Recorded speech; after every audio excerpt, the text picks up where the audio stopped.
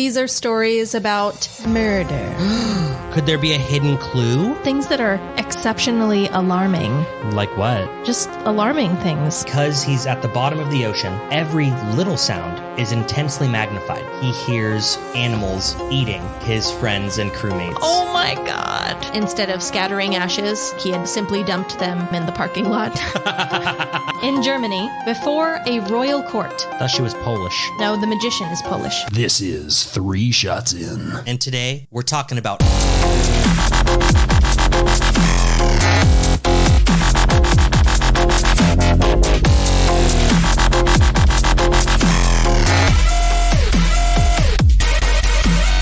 Hi, welcome back to 3 Shots In. I'm Jess. I'm Jake. This is episode 11. And we're talking about time. Time. Like the seasoning that everyone forgets about. No, I don't forget about it. I love time. I don't even know what time smells like. Deliciousness. It's fantastic. No, we're not talking about fucking ingredients. That'd be lame as shit. This isn't fucking Betty Crocker hour. It would be pretty hilarious, though, if I found someone who choked on it or something because they didn't know they had an allergy. Can you be allergic to time? You can be allergic to anything, I thought. Oh, I guess I don't know. Huh. No, we're talking about time, like seconds and minutes and like years and centuries. Go on. Millennia. And millennia and billennia. Oh, yeah. We're talking about time. I'm talking about time anomalies. I'm talking about pizza time. Yeah. Wait, what? Pizza time. Like it's just time to eat something? You No. twisted it like that? No, I didn't twist it like that. Specifically, I'm talking about the rise and fall of 30 minutes or less. Was that a pizza place? No, how everyone on TV, they're always how pizza is delivered in 30 minutes or less or it's free. You get your money back. Yeah. Yeah. I'm talking about the rise and fall of that entire thing. That's fun. How it started, when it started, why it started, and everything that happened that caused it to go away. It's going to be really interesting because I wondered what happened to that. No one says it anymore. Followed by how... Now it takes an hour to get pizza. Followed by how pizza companies continue to lie to you about time. I knew they were dirty. They're fucking shysters, Oh, dude. I knew they were. Yeah. Yeah, and I have some cold, hard facts to throw your way. Cold and hard? Mm-hmm. Whoa. I know. Well, anyway, we ought to say thank you to the people who keep this podcast alive. Yes, our beautiful patrons, very generous. Wonderful, intelligent, shrewd, Oh, yeah. cunning. They are Mom and Dad, Terry, Dani, Sweet Sam, Ricky, TJ. TJ's very clever. Oh, yeah. He's managed to keep out of prison this long. Exactly. David, Jeremy, Abria, Thomas, Flash, and Alan. So You're wonderful. all so beautiful inside and out, so smart and intelligent, investing in this up-and-coming podcast. And I'm sure you're really popular. I bet. Yeah. In your, job or your cliques. You're definitely popular in here, right in here. You're pointing at your heart. I am, right in there. That's a really big heart. I'm a very big-hearted Huge person. Heart. It's a normal-sized heart, but really big. No, metaphorically though, it's a big one because a really big heart. I have a lot of love to give. Is what you mean? Look, I'm saying that I'm not a scientist or a doctor in any way, Right. but I'm pretty sure that horses' hearts are larger than human hearts. I don't have a horse's heart though. I have a human body and therefore a human heart. I mean, unless we cut it out right now, we won't know. We do know. We don't know. No, we do know because I have a human-sized rib cage that you can Okay, see. whip it out. What? My rib cage? No, your heart. Take it out. I can't. Horses have 2 hearts, Jessica. Everyone knows this. Horses don't have 2 hearts. No, maybe not, Jessica. How would you know? Because you're a horse? No, because I'm smart. Interesting. Well, shots tonight. We... Didn't take them because Jacob's a big, wet pussy. I'm not... Hey, I am not a big... You know what? Pour something. You pour something. Pour something. I was going to get something ready, and then you told me no because you were like, I have plans. I just didn't think we were going to do shots. We do shots. I didn't think we were going to do shots. Before every recording, we do shots. But I didn't think we were going to do shots. I'm already good and drunk off of this. I've had 3 cocktails now. Jessica, that's your second. Shut the fuck up. You're not that fucking cool. It feels like 3. Yeah, dude, you were fucked up after a quarter of your first one was gone. I'm feeling pretty good. I mean, I feel great. I'm riding a very chill buzz right now. And if I continue drinking the way I've been drinking, I will ride this wave That's the whole great. time. You're having a good time. You're just a pussy. That's all I'm saying. Jessica, I will end you, okay? In what way? I will apparently shoot your one and only heart. You don't even know where it is or how many I have, apparently. I mean, I don't know horse anatomy, so. How do you spell anatomy? F-U-C-K-Y-O-U. Which means you don't know how to spell it. I do know how to spell it. No, you don't. Yeah, I do. No, you don't. Go ahead. Yeah. Yeah, that's what I thought. We can move on now. No, I'm trying to imagine, like after like the theme song plays, it says Grey's Anatomy.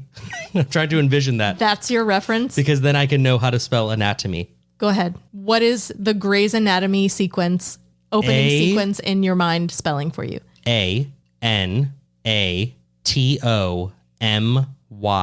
Good job. Your Grey's Anatomy reference paid off. Hell yeah. You know it did.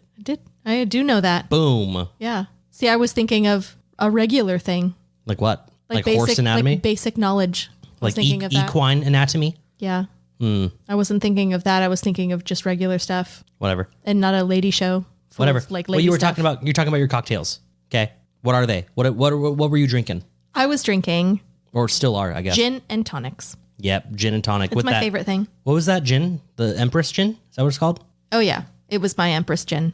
That's the good stuff. Yeah, it's like blue in the bottle. Mm-hmm. So when you made it in the tonic, it was like this like light blue, like little fun drink. It tasted very delicious. It's amazing. That's one of the better gins that I've had. It's my favorite kind so far. I don't know that I would enjoy shooting it because I like my dry gins, like my Beefeater and my Aviation, Right. And my Rosemary. Rosemary's less dry than those two, but I like my gin like that.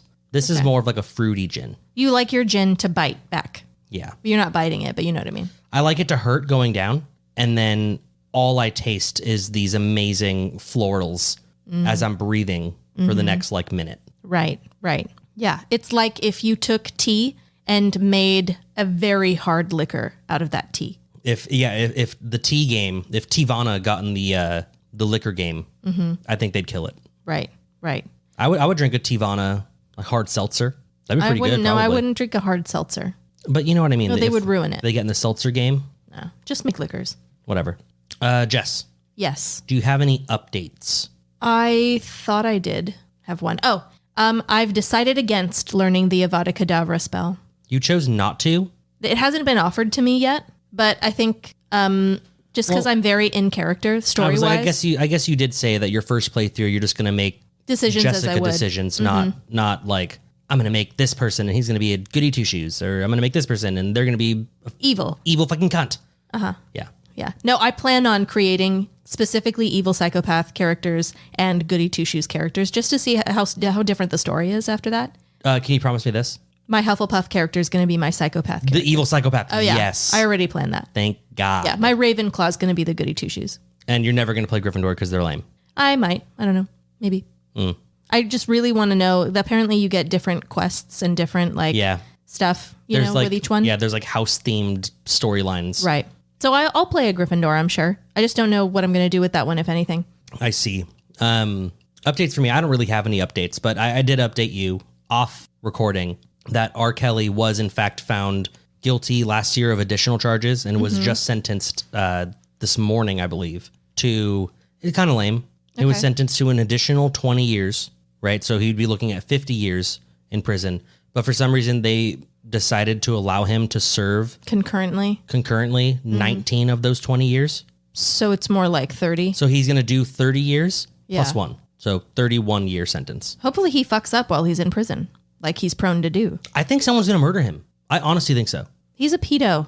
Well, not only that, but, I don't think prison standards, they're not going to care if you had sex with a 16-year-old. They care when you have sex with like Little a babies. child. Yeah. But no, I think someone's going to kill him for sure. If I was doing life in prison, I would kill R. Kelly. If I was a killer with life in prison. Yeah, why And not? I was like, who am I going to kill to satisfy my killing needs? And R. Kelly was right there? I have absolutely no chance of getting out of here. I might as well be the guy that killed R. Kelly. Yeah. Like, that's cool. For sure. I think he's going to die. Make him write an album about like his, About his how dying. I'm going to kill him. Yeah. First. That'd be fun. Do you think anyone's going to rape R. Kelly? Oh, that took a weird turn. I mean, That's what the album's called. Who's going to rape R. Kelly? R. Kelly is the one singing about it. He's trying to guess which one is which other inmate is gonna violate him. Great. Yeah, that'd be fun. I'd listen to it. It's kind of like a Trapped in the Closet, like comedy R&B. But it's about who's gonna rape him, because someone's gonna rape him, and who's gonna be. That's the whole joke. Right. That'd be fun. Okay. I'd let him out of prison for like a month. Just to record. To record and to portray in like music videos. Okay. But then, he's gone. Right back to jail. Straight to jail. Straight to jail. Yeah, right back. All right. Yeah, no, that was it. I didn't have an update, just an R. Kelly thing. I thought that was fun. Go ahead, spin the wheel. Thank you.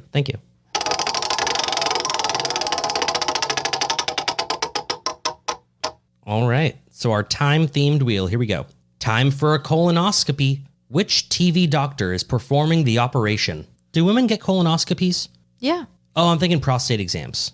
Yeah, we don't have prostate. Colonoscopy is where they put the camera up your ass. We do have colons. Yeah. Okay, well, who's doing your colonoscopy? Which TV doctor? Like, what does this mean? Like actual doctors who are on TV, or even actor doctors? Both. Either. Yep. You can choose Dr. Phil or Dr. Oz, or you can choose I don't know, Dr. House. I know who I'm choosing immediately. I'm torn. Okay. Both of the ones I'm thinking of are actual doctors. They're just not colon doctors. Okay. So Neil deGrasse Tyson? No. No, because I wouldn't want to have to hear all the things he said while it was going on. I feel like it'd just be an incredibly boring time. Well, I don't think you're awake during a colonoscopy. Are you? You're not? You think they just put some numbing cream on your ass? Well, then what's the point? Then who cares? What does it matter who it is? Well, I'm pretty sure they thought what I thought, that this was like more like a finger up the butt type of situation. We're going to say that. We're just going to change it. It's not a colonoscopy anymore. Yeah, scrap the whole colonoscopy thing. We're going to say it is, in fact, a prostate exam. And let's just say that you have a prostate. Well, okay. Well, the lady version of that would be like getting a pap smear. Okay. So you're getting a pap smear. Yeah. And I'm getting a prostate exam. For you, you're getting 2 fingers up there. Yeah. For us, we're getting 2 forceps up there. The metal things that pry it open. Oh, and then they're staring up in your hole. And then they swab at it with a giant Q-tip. I heard they like scrape something, right? Yeah. Do they use like a sharp thing? Nope. They're using the swab to scrape? Yeah. That's not scraping. That's more like rubbing. It feels pretty awful. Oh, does it hurt? I mean, it doesn't hurt. It's just not great. Good to know. Good to know. All right, who are you choosing? Okay. So either Dr. Pimple Popper, the really cute Asian lady. Okay. She's so sweet. I bet she would like be really talkative and like gentle and kind the whole time. And if not her, then the obesity doctor from My 300-Pound Life. Oh. Who like tells the truth, but in like the meanest way. Yeah. I think that'd be pretty fun. Like, what was that one? She was like, he was telling her that she needed to eat more vegetables. And she's like, well, I'm kind of a picky eater. And he was like, you are not picky eater. You are 600 pounds. And she was like dumbfounded by that. Like, fuck. Yeah. He could swap my vaginal canal if he wanted. Dude, he'd roast you the whole time. I know. Oh, that'd be hilarious. What about you? Well, I think my original thought was Sandra Oh, right? She played a doctor. She did. I don't know the name. I didn't actually watch Grey's Anatomy. Okay. I don't remember her character. Sure. But she was a doctor. Okay. That was my original thought. But she would have these small little Asian fingers, and I think it'd be funnier if I didn't choose her. And you chose someone with enormous fingers? Yeah. I'm going to choose Dr. Phil. Nice. Because I for joke wise, that's hilarious. Also, I feel like he'd be talking the whole time, you know? Yeah.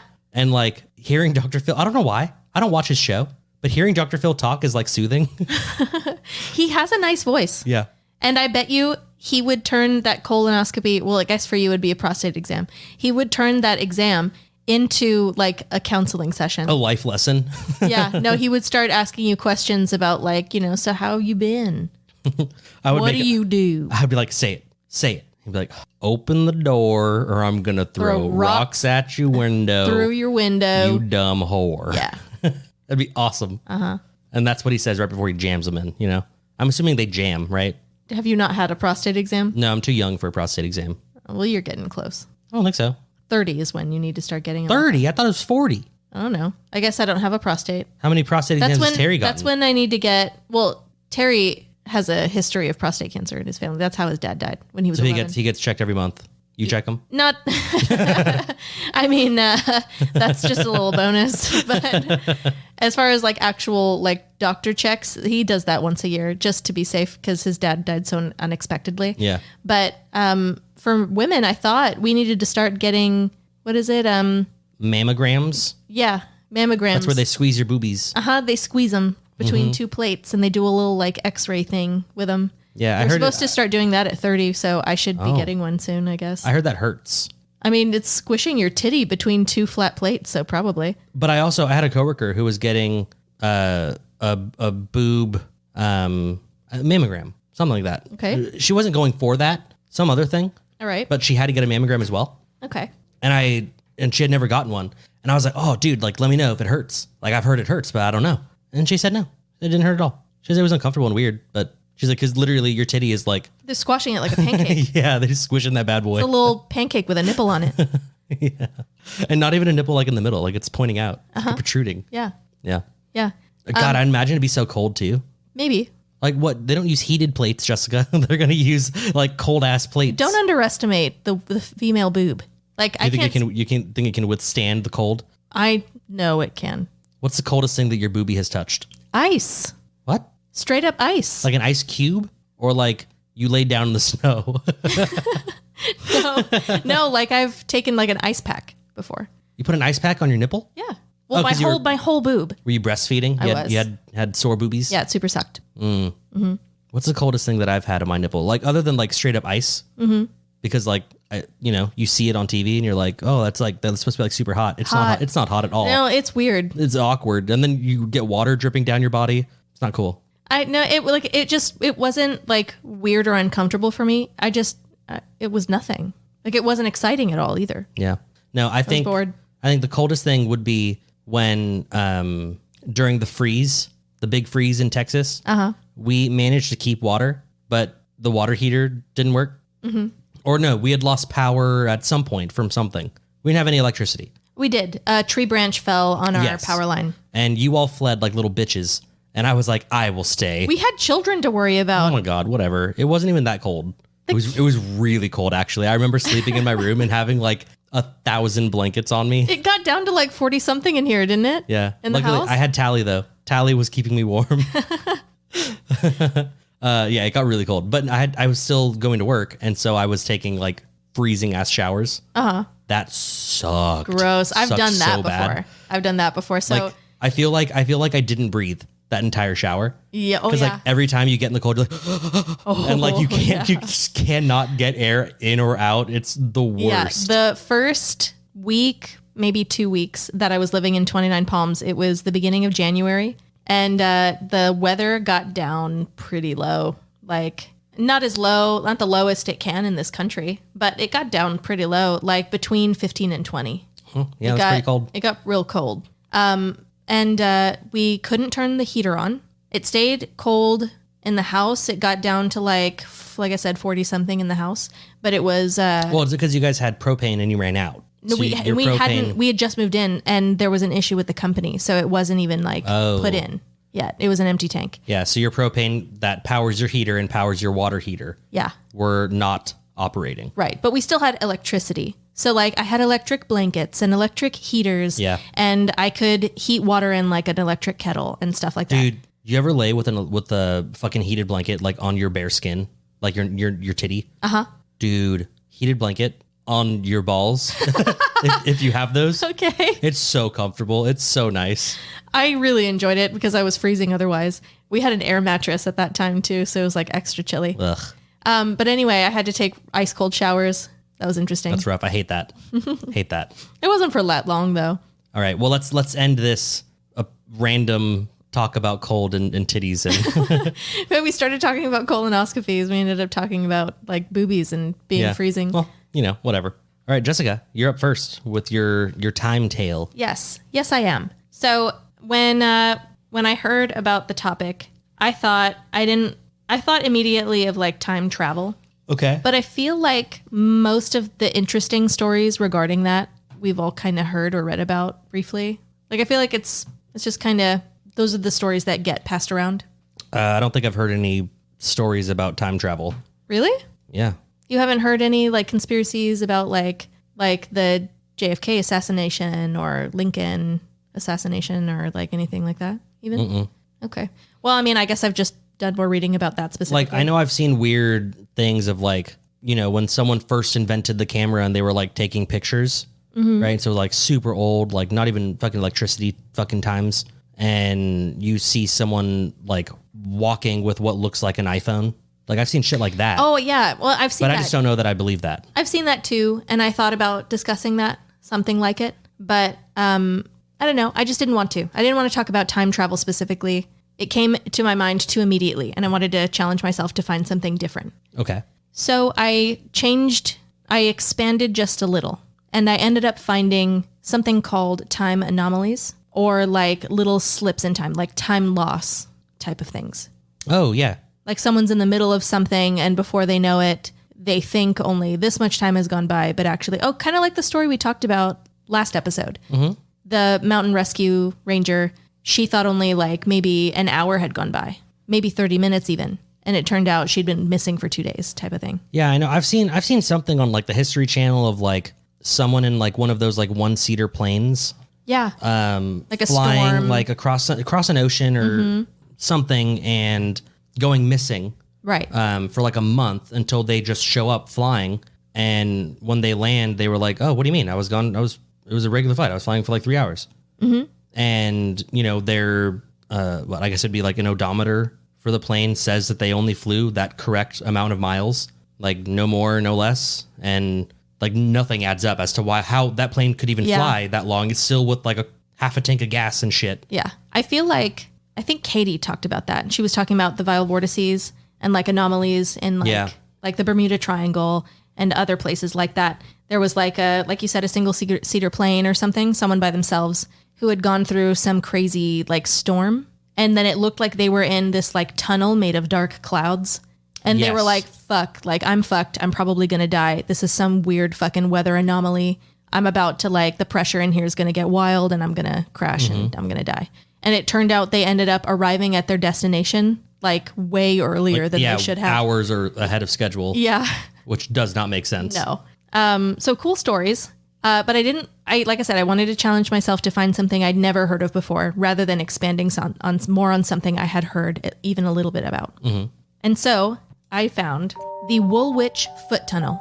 Have you ever heard of that? Never. It is a tunnel in London. You said Woolwich? I did. Like WOOL? WICH, Woolwich, yeah. Huh. Okay. It's a tunnel in London. It spans under the Thames River and has been in operation since 1912. So a tunnel that goes under the Thames. Mm-hmm. Okay. So people can cross it, but boats can still go by without the... I mean, I guess in 1912, the machinery to actually move the bridge would be... Fuck that shit, dude. I'm not about to go in a tunnel underneath literally a giant fucking river. Well, they made one, and it's used very often. But in 2012, the foot tunnel was closed down for renovating. And the contractors who were secured for the job of refurbishing the tunnel were confident that it wouldn't take any longer than a few months to finish the job. Okay. But the tunnel ended up closed for closer to a year and a half. So something happened. Something did. Okay. So once the tunnel was finished, the people who worked on it began to share what they experienced while they were trying to get the work done. Okay. Experiences of time anomalies. Really? Really. And we're going to get into it. It's actually a lot weirder than it sounds. One man had this to share, and this is from his perspective. I was one of the first ones to experience it. We were working from both ends, as it were, and had tents on both sides of the river. It was pretty basic. If you wanted something from the other side, you just had to walk it through the tunnel. Anyway, the foreman's on the other side, and he radios to ask me across. So I walk through the tunnel, the long walk, we called it, funnily enough. And it's slightly spooky because no one else is down there. They're all working on the lift shafts. Those are elevators for you American people. The lift shaft? Uh-huh. Yeah. And I get up the other side, find the foreman, and his eyes almost pop out of his head. He says he only radioed like a minute ago. How did I get there so quick? Huh. Wouldn't take my word for it that I'd walked. He reckoned I had a buggy down there or something, that I was playing some kind of prank. But I stand my ground and he starts to see I'm not lying. Anyway, he forgets what he called me up there for. It was a minute ago, dude. How do you forget that? He was just really thrown back by him showing up so quickly. So he gives me this big red plastic box. He tells me to walk back over and hold it up for him when I get to the other side. So I head back down, the lonely walk back, thinking, shouldn't we be getting on with some work or something?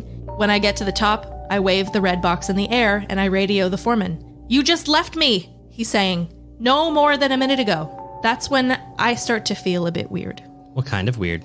I think it just freaked him out. It was just a creepy thing. Well, how long did he think he was walking for? It's it spans the whole Thames. It goes across the whole thing. And so I have a picture here for you. I mean, I've seen it. I've seen the Thames. I've seen the bridge that goes over it. Like, it's just not under a minute walk. No, I would imagine that you could walk that in. Okay, that actually looks really cool. That's a dope ass river or dope ass fucking tunnel. Mm-hmm. And I love that lift shaft. Real nice. Real nice lift shaft right there. I mean, I wouldn't expect that you can walk across it in a minute. Right. It's just weird. It shouldn't be one of those things where someone dips down into it and then is back up the other side immediately. Yeah. So odd, for sure. This type of thing became so common while they were working on the tunnel that workers carried on with the job and the time anomalies, which are also called temporal distortions or time slips. Yes. And they eventually became commonplace for them. It was just... They just tried to ignore it. What else are you supposed to do? It's not like you can file a complaint about it. What are they going to do? You know? Hey, call the time police. This bridge is weird. Yeah. This tunnel. They're going to be like, well, I'm sorry, work on it anyway. And so they did. Work on it much quicker now. Yeah. Now that you can. So yes, they tried to ignore it, but it did create some challenges for them. For example, they weren't able to rely on their watches and resorted to using egg timers to tell how much time they'd actually been working instead of like their watches, which they couldn't trust. Huh. And another worker said the following. My initial feelings was I was pretty freaked out by it all, but once everyone else had experienced it, it was amazing how quickly it seemed normal. It became like a joke. It was a laugh, a source of giggles. Someone said we'd invented the teleporter and we're all going to be rich. The foreman stopped trusting watches and phones when we were down there and took to using egg timers. A few of the young agency lads tried to claim extra on their timesheets. But that was the thing, though. Time froze when you were down there. If you were down there for the full working day fixing the tiling, you'd basically finish work, come back up, and it would still be morning. One thing we couldn't get our head around was how the two sort of time places a guy was in seemed to be happening at the same time, as it were. Like, I see you emerge across the river in no time at all, but there's also a you who reckons he's spending 4 hours in the tunnel. What? So, to you, going into the tunnel, you spend 4 hours in there. You're there. You have the egg timer, for example. You know you've been in there for 4 hours. But to someone who didn't enter the tunnel, they see you come back out the other end immediately. Huh. It's almost like you're in two places at once. That's fucking weird. Yeah, gross. What, did they try racing to see who can get the fastest time? They did do a little I experiment. was like, because that'd be fun. That's the first thing I would have done. So not that, no. But they did do a little experiment. So one worker, a man named Peter, volunteered to be the subject of a little experiment. Like I said, they got a really long rope. They posted a man at either end of the tunnel with the rope tied around them. I got this article. I read this article from mysteriousuniverse.com. They have a podcast of their own. They talk about this kind of stuff. And they described the experiment like this, quote, the idea was for him to walk through the tunnel, Peter, with the rope, and then signal the others with a red flag when he got to the other side, after which other workers would shout to the ones holding the rope that he had crossed and then pull on the rope. To yoink him back down? No. So, as you can see in this picture right here, right beside the lift shaft, there's a little spiral staircase. Yeah. So they had people on the top of the spiral staircase able to look across the Thames at the other side. They had a couple guys at the bottom of the stairs looking into the tunnel, holding the rope, had it tied around their waists. Then they had Peter walk across the tunnel, and the moment he got to the other side, as soon as someone on the other side saw Peter, they would tug on the rope. Okay. Yeah, something like that. I don't know how. I don't know what their reasoning was. So anyway, that was their logic. As soon as he got to the other side, like, they would signal the other side that he got there. Okay. I guess. So here's a story from the perspective of one of the people holding the rope for this experiment. Okay. I'm kneeling down and craning my head down so I can watch Peter walk around the curve. And he laughs and waves at me for a minute, then gets bored, keeps walking. And he's just about to round the curve, out of sight. It hasn't been long, just a minute or so. Around the same time it took us to walk down the steps.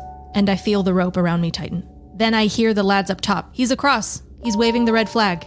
The thing is, Peter hears it too. Ew, because he's right there. He's still there. And he stops, turns around, and he's looking at me. His hand slowly reaches into his big jacket pocket and he pulls out the edge of his large red flag. For a moment I grin. I reckon they're all having me on. That's British for joking around with me. That's gross. That made me feel uneasy. But it was the look on his face. That's what still gets me. Nobody's that good an actor. His face. And he's a big man, mind you, fearless. Peter was a big character, always at the center of things, always with a big smile on his face. Never saw him take anything too serious the whole time we knew him, until then. I don't know how to describe it. It was fear. Just plain fear on his face. And he's looking right at me, and I know what he's thinking. I know what he's trying to figure out. Do I keep going, or do I come back? He takes one step toward me, then he stops. And I don't know how long we looked at each other like that, neither of us talking. Then in the end, he turns around again and carries on out of sight. Well, I'm up those stairs like a shot. Yeah, no shit. And when I get up to the top there he is, across the river. Unmistakable, even from that distance. Red flag in one hand, another guy's arm around his shoulders. Anyway, I didn't like that. No. Gross. What if he didn't do it? Like, what if he came back? Would he stop existing? I don't know. Clearly, he didn't want to find out. And just the thought of making that choice was enough to, like, fuck him up in the head and decide not to even try. That's so gross. Yeah. That's gross. I hated that.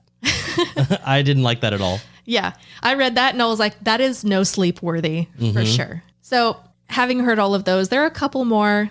I think there was a story of like 3 of them just privately deciding they were going to go back to work after everything was all said and done and try to like sleep there, that they were going to stay inside the tunnel. They had work to do and decided to like take sleeping bags and stuff and stay there for 3 days in a row to see if they really did still come back up and it was the same time. And they claimed it was true, that they were in there for 3 whole days. And when they popped back out, it was the same time that they had like entered a minute the tunnel. later. Yeah, that they had entered the tunnel, just about.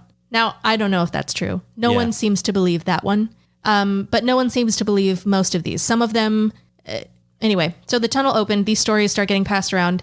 A lot of people, like you and me, were fascinated by them. But a ton of people also thought they were totally full of shit. So who knows? If we go to London, we'll have to visit this tunnel. Wait, so those tunnels are made for like walking? Like you Just getting a across the regular river. person can walk across there? Yep, Huh. that's all. Okay.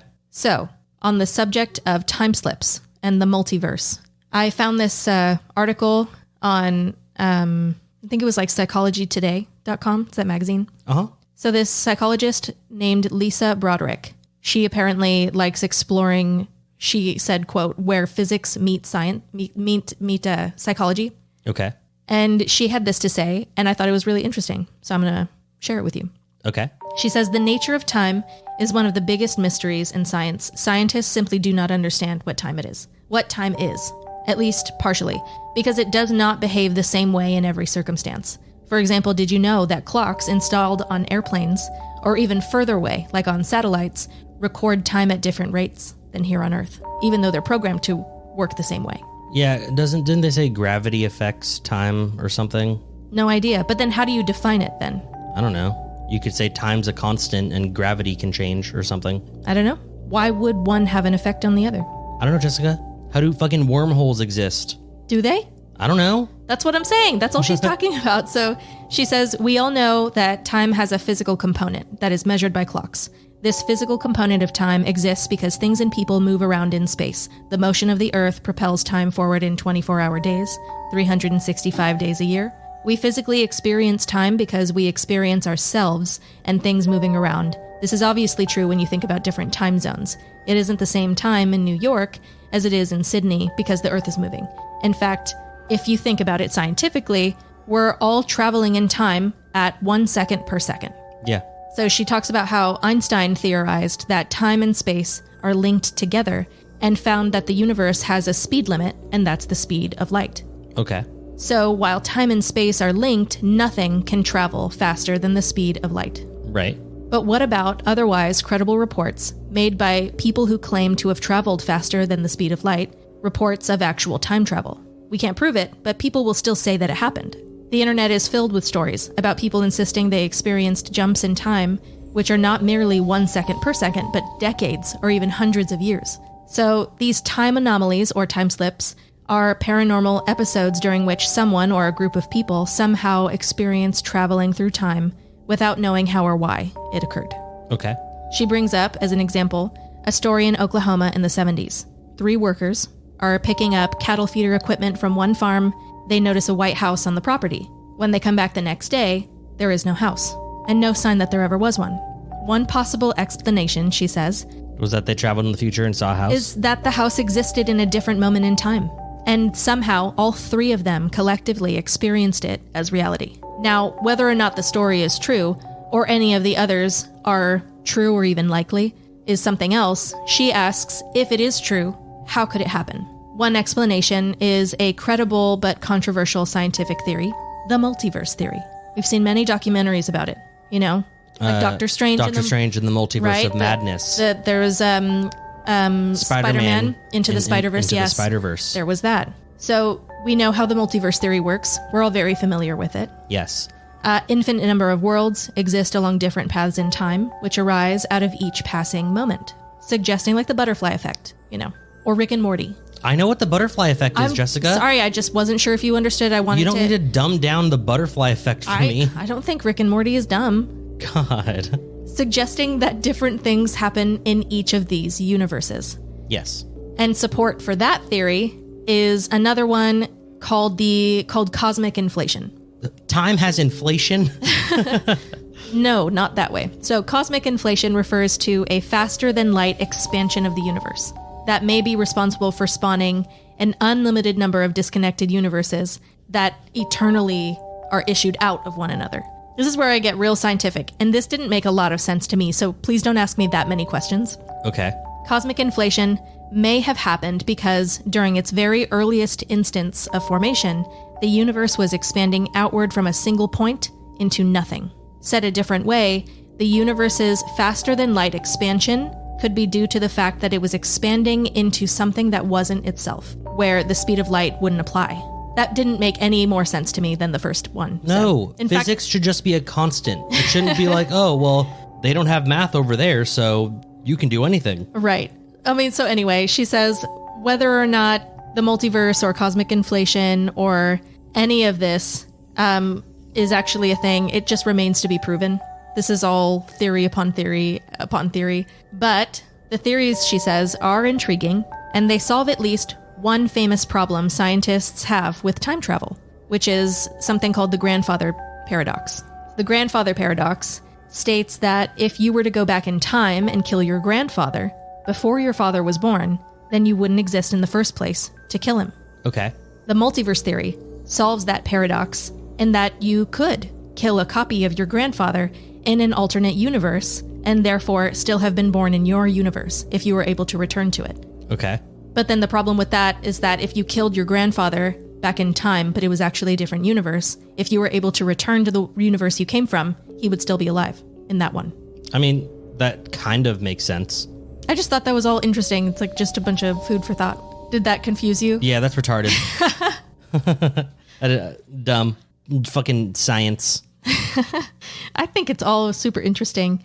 And we were just talking about how you had asked me what I meant by what I chose to talk about, and you brought up like the Mandela effect. How could a whole bunch of people remember something that they're confident happened, and then another huge group of people is confident that it didn't? Well, no, not just a huge group of people are confident that it didn't. It's a huge group of people are like 100% guaranteed, this happened.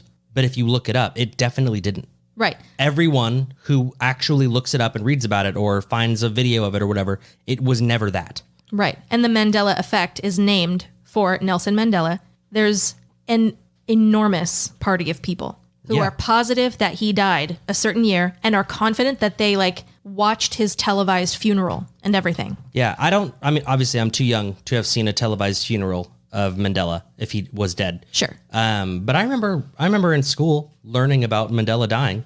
Well, yeah, he did eventually die. I'm pretty sure he's still alive today, Jessica. No, I thought he had died. I don't think so. Well, I mean, either way, the Mandela effect is that people remember that funeral, the televised one. And other people are like, nope, that definitely didn't happen. He, I guess, died many years after that or is still alive. And that's what I mean. Okay, no, I lied. He did die. Okay. December 2013. Pretty recently. Yeah, like 10 years ago. But the people who claimed they witnessed his funeral on television thought he had died way before. Like early 2000s, late 90s, I thought. Something around there. I guess. I have no idea, dude. But yeah. I thought he was dead. So, well, he is dead now. I remember learning that he died in school before 2013. Oh, okay. Well, there you go. So people are asking, how can that be possible? And I honestly, the Mandela effect, people talking about it gets really like fucking annoying and boring. Yeah, it gets... Because people start talking about it. Did you know it was pronounced Berenstain Bears and not Berenstein? Oh, yeah, the fucking Kellogg's has an apostrophe or it doesn't or something. It's just, it's stupid to me. It's like people who were like, I spent my whole life not knowing it was actually spelled February. There are people like that. And I'm like, that's not the Mandela effect. You're just dumb. Yeah, you're just an idiot. You're just dumb. That's not anything paranormal. Like, just accept that you can't spell it and put FEB, period. I didn't know it was spelled surprise. That one still gets me. Does it? Yeah. But yeah, anyway, I thought that was all really, really interesting. But I guess, wrong crowd to... no, the smart science-y stuff, right over my head. But the guy... Pass. The two guys, like, making eye contact. That's disgusting. And then having it confirmed that he was in two places at once, for sure. That's disgusting. I hate that. That was creepy. Because, like, what if he walked backwards? Like, what if he knows for a fact he didn't even go across the tunnel? And then as... They saw him, and he walks back. Everyone up top, it has their eyes on him. Would that make a clone of him? Would he cease to exist? Would the world explode? Well, based off of his choice, if he had decided to turn back, would he have actually appeared on the other side? Because what if it's based on that? I don't know. You see what I mean? It's one of those things where you're like, I don't want to think about this anymore. No, fuck that. Fuck all that. And I do have one extra story, but unfortunately that's for patrons only. Oh, it's a patron exclusive story. It's a good one too. It's a new one that was up on Reddit. Okay. Well, I guess if you want to listen to that, you'll have to go to 3shotsin.com and become a patron. You can do that, $5 a month. Super easy. While you do that, while you go to our website and go to Patreon and subscribe, as you should, we are going to go on a break. We are, yes. We got some California rolls waiting for us. Some little snacks. Yep. So we're going to go eat those.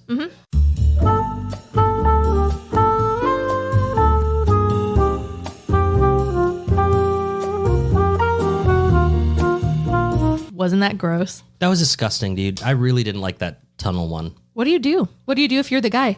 Like, which guy? The guy with the rope around his waist, watching Peter. Yeah. So, I mean, if I'm sitting there, right, I'm watching Peter, and then I feel my fucking rope tug, and everyone's like, he's there. But like, I literally see him in front of me and know that he is not there.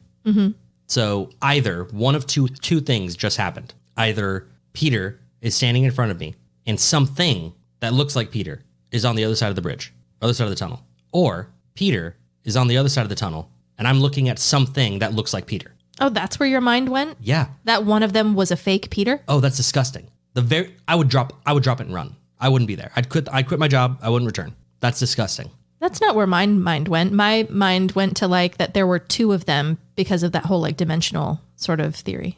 Stupid. I hate that. Why? No.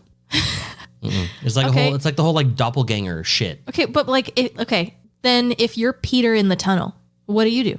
Just keep going? Like he did? I don't know. I mean, I feel like if he would have turned and went back, then he would have never crossed in the first place. That would have never happened. He wouldn't have actually been over there. And either he stops existing, or what would make more sense is that everything stops existing because it all just broke. You think it would just like... It would need a reboot. It would go into like error mode. We'd have to, do a restart and update. And just like it would reset like the beginning of the experiment and keep doing that until he chose to just keep crossing the tunnel. I guess. I don't know. I don't like it.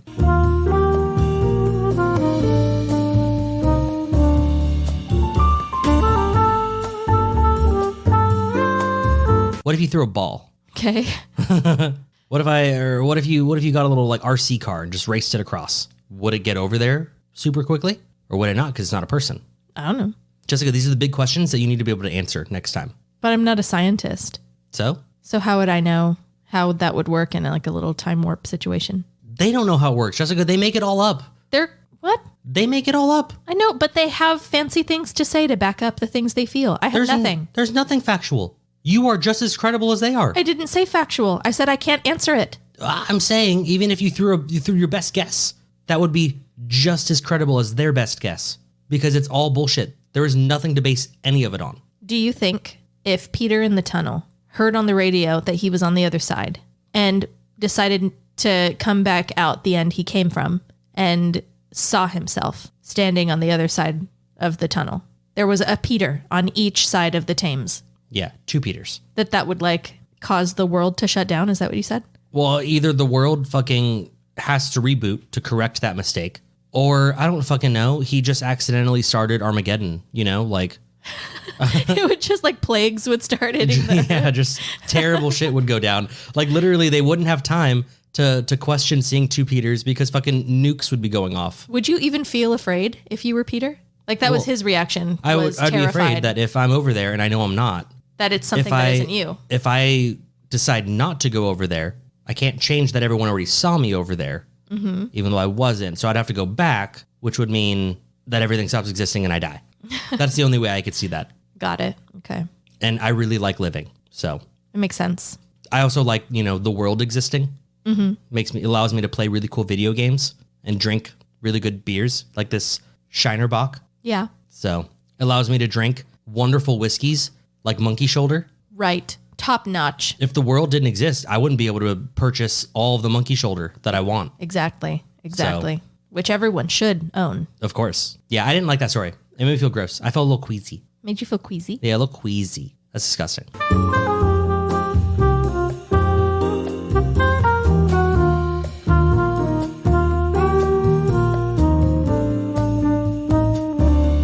Did the Ranger stories from last time made you feel queasy? I mean, I didn't like the fuzzy man or the other one. The voice in her head telling her to eat. No, I can get over that one. The guy who disemboweled himself with his own ice pick. No, that was funny.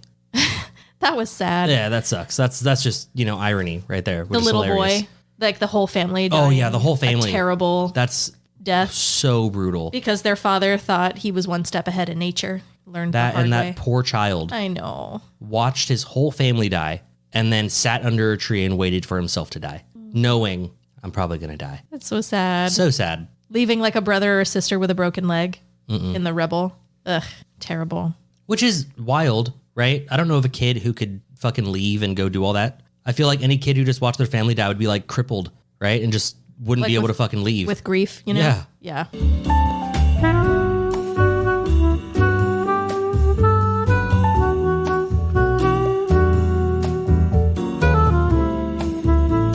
Time. Gosh. It's always ticking away.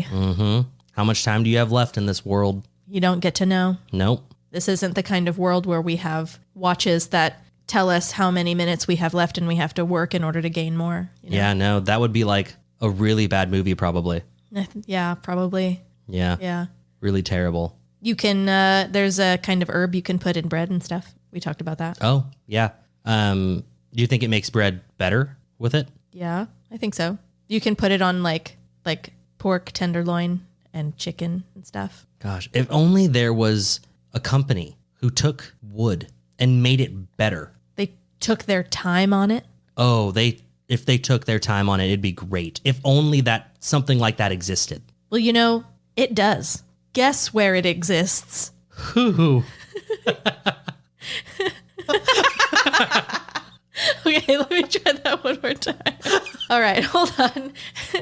You know who definitely does take their time on their wood products? Who? Our sponsors. That's right. Tilted Tinker, Woodcraft, and Wizardry. We'd like to thank Tilted Tinker Woodcraft and Wizardry. They are a company that makes woodcraft products. Like plaques with all sorts of hilarious sayings and coasters with sarcastic twists. All of that dry humor is mixed in with Dungeons and Dragons accessories like dice towers, dice dungeons, and DM screens. Everything is made here in the USA. Yes, a family-owned business. They use American wood in American hands. Nice.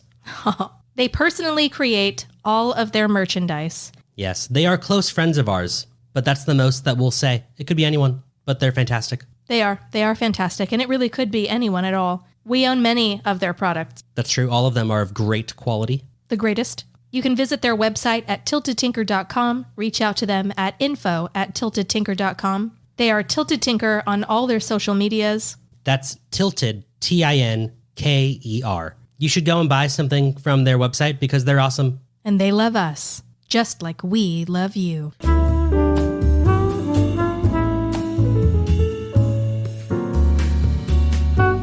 You watching anything? Yes. What you watching? Terry and I are watching Vox Machina on Prime. That's the show, are you? the Critical Role show. Yeah. Yeah. Mm-hmm. How is it? I enjoy it. Because I think I watched the first episode and I remember laughing a little bit, but really not being entertained almost at all. I really liked it from a D&D player's perspective. It's fun. Did they all voice their own characters? Mm-hmm. That's cool. Yeah, and Matt Mercer plays a bunch of the voices too. That's cool. I know for me, I'm watching two things right now. One with Dani, one with just me. Okay.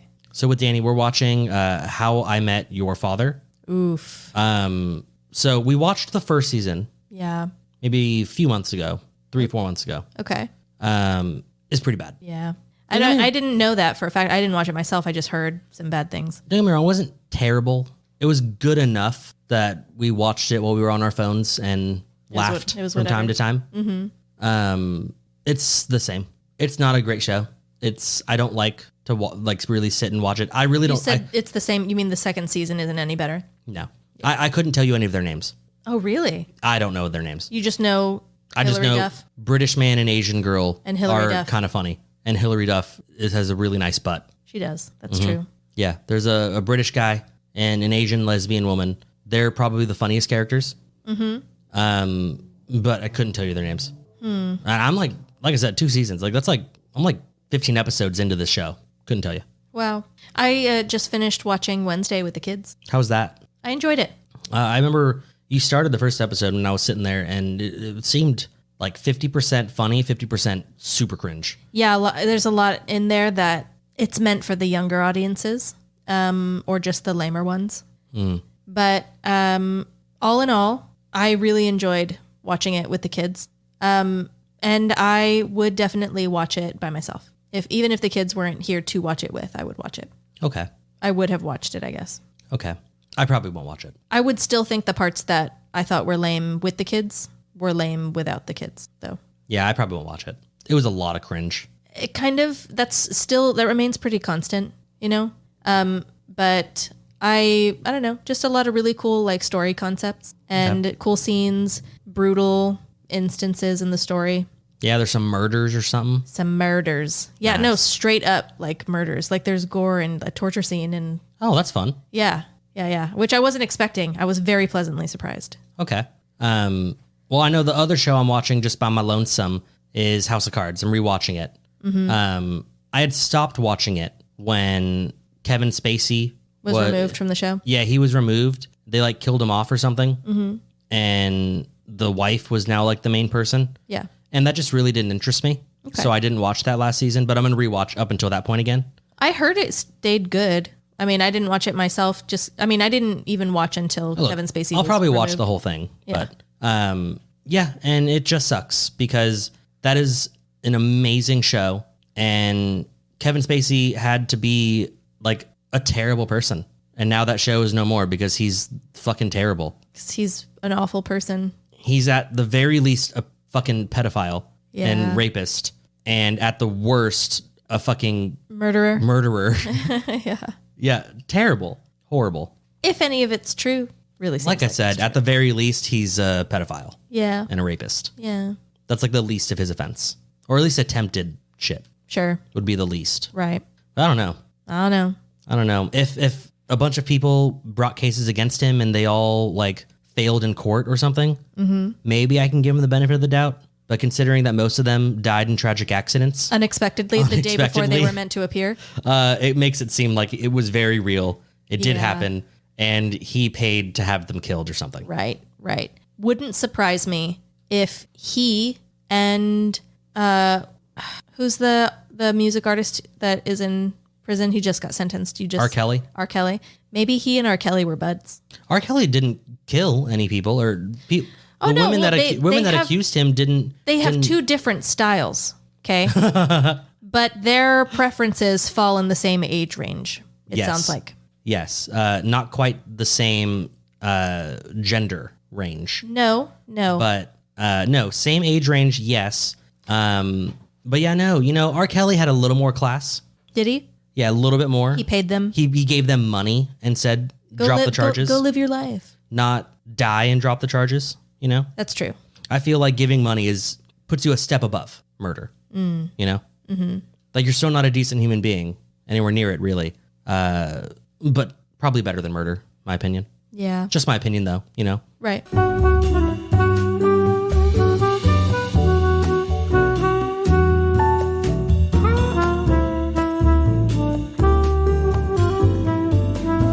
I wonder how many other Hollywood elites are just absolutely terrible. Oh my God. I bet it's so many.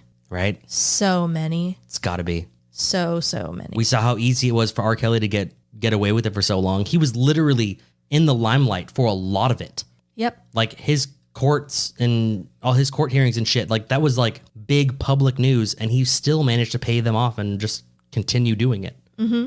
Terrible. If R. Kelly can do it, anyone can do it. Anyone with money. Yep. Yeah. Gross. Super gross. Name a celebrity who you think is definitely an innocent, perfect little Regular diamond in the rough. Regular person with regular morals and values, and not an evil, twisted, corrupted rich person. Yep. You can only pick one. Obviously, there's multiple. Sure. But for now, you get to pick one. Tommy Lee Jones.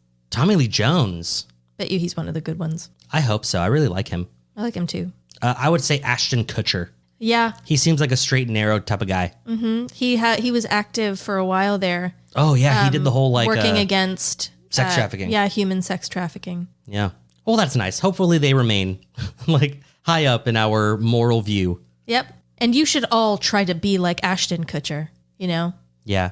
Upstanding and sticking up for the people who can't defend themselves and that type of thing. And banging Mila Kunis.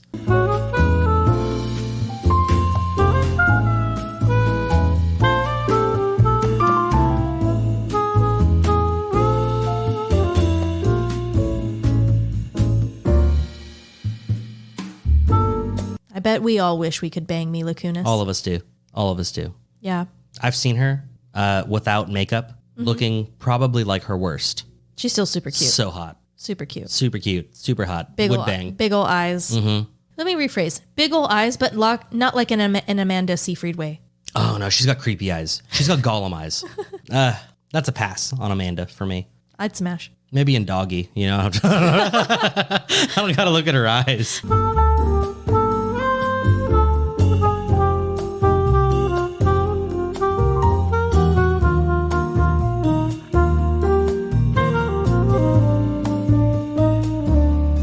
And we're back from the break. We are Jessica. Yeah. Go ahead and spin the wheel. I will.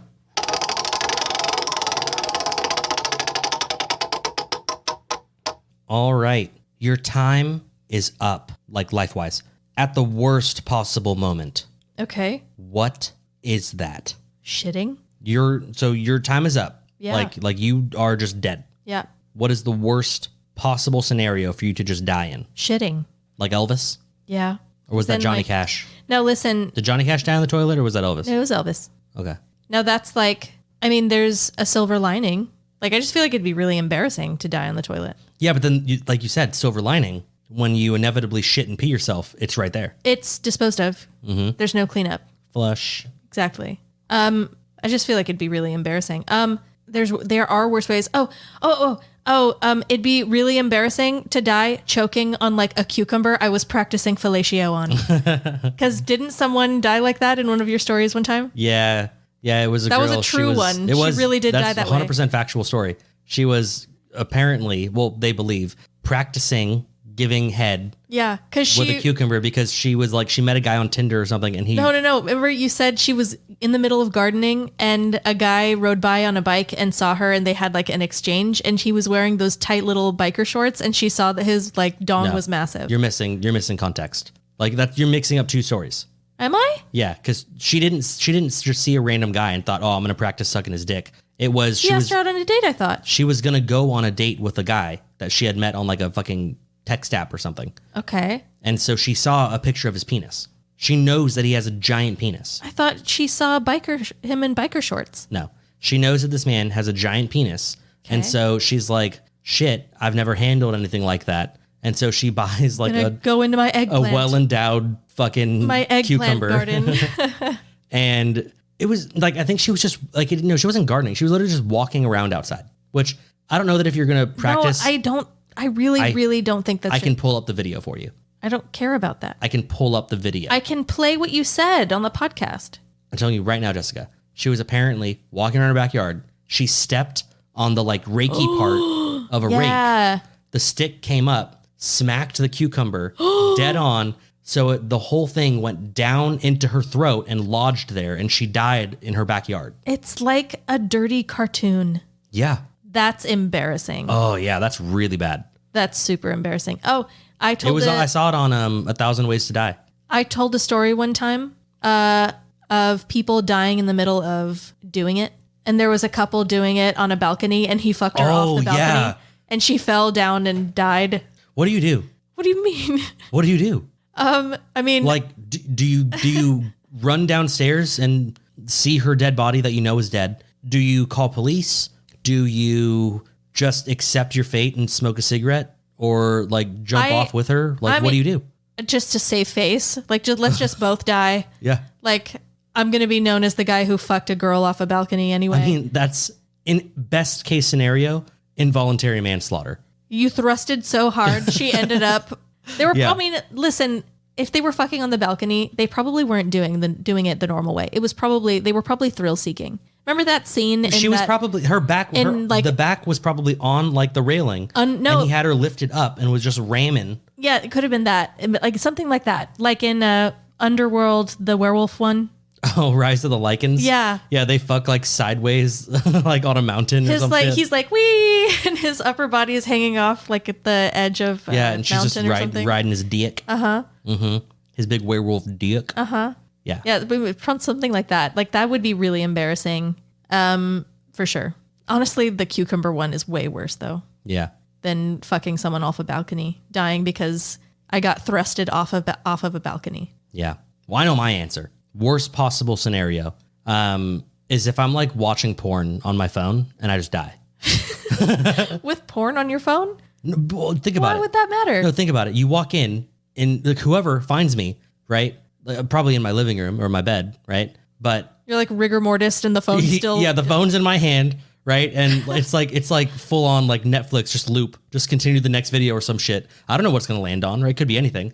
And I'm on the couch, my pants are off, I'm fucking dead, right? Uh-huh. My dick's dead, so it's all shriveled up. It's not even like standing tall, you know? Okay. It's just an embarrassing way to go. And then I shit myself probably because I'm dead. I mean, so yeah, that would suck. What do? You find a dead body who's clearly jacking off and fucking Star Wars is playing on their phone. Star Wars. And Horbaka is just getting it from behind. Power bangers instead of Power Rangers. Yeah. Okay. But there's got like, I'm sorry. Practicing deep throating a cucumber is way more embarrassing. Don't get me wrong, Jessica. That's terrible. But I will never be in that situation. Well, okay. How about this one? Well, you could still fuck someone off a balcony. What if that's how Dani dies? Do you remember? We did fuck on a balcony in Mexico.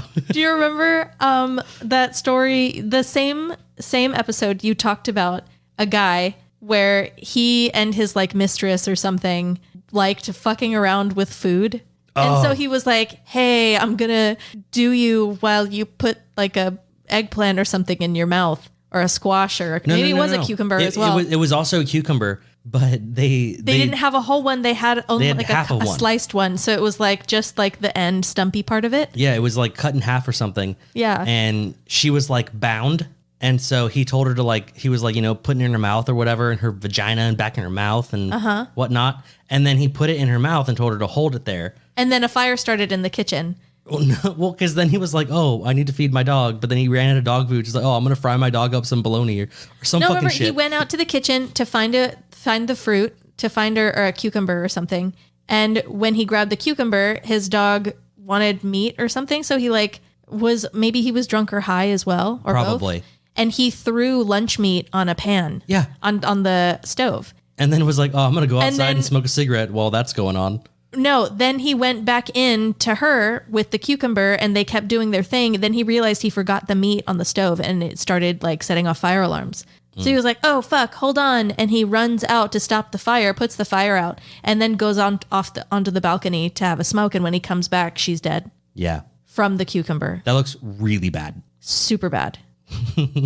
That's an embarrassing way to die. But then again, he's the one that found her, right? Yeah. Dead. So like he could have uncuffed her and put clothes on her before like the police got there, like, or at least covered her up or something. He didn't have to leave her that way. If you're using a fucking bar stool leg to like fuck your vagina, I know, and you're on the floor in your kitchen, yeah, and then you die, that is a rough situation. If someone finds you, they're gonna find you with a bar stool leg in your cooter. What if you died like that one guy I talked about who died in prison because he was listening to music with headphones on the toilet, and it was a metal prison toilet, and he electrocuted himself and he died.